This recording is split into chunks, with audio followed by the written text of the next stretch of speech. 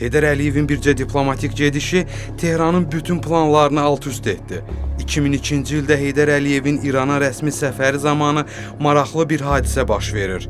Xəzərin hüquqi statusu məsələsi müzakirə olunarkən İranın o dövrdəki prezidenti Məhəmməd Xatəmi və İranlı jurnalist bir neçə dəfə farsça Mazandaran gölü ifadəsini işlədir. İrandakı səfirimiz Abbas Əli Həsənov Xatəminin dediklərini Xəzər dənizinin problemləri kimi tərcümə edir. Heydər Əliyev o vaxtki Xarici İşlər Nazirimiz Vilayət Quliyevdən niyə bu qədər Mazandarandan danışıldığını soruşur.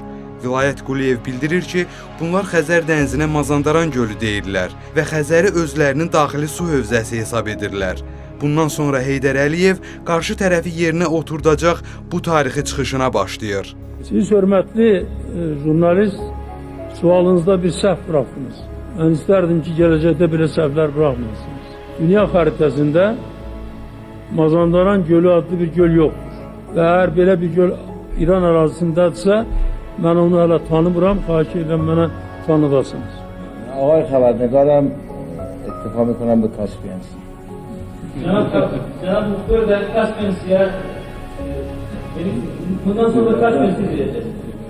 Öyle o Kaspien Si'di de nece yani bundan sonra?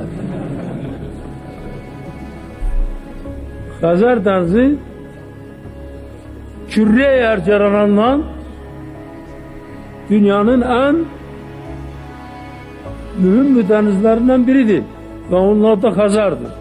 300 yıl, 400 yıl bundan önceki haritaları götürseniz orada Xəzər denizi Ağay Xatəmi bunu İngilizce değil Kaspien Sea yazılıbdır.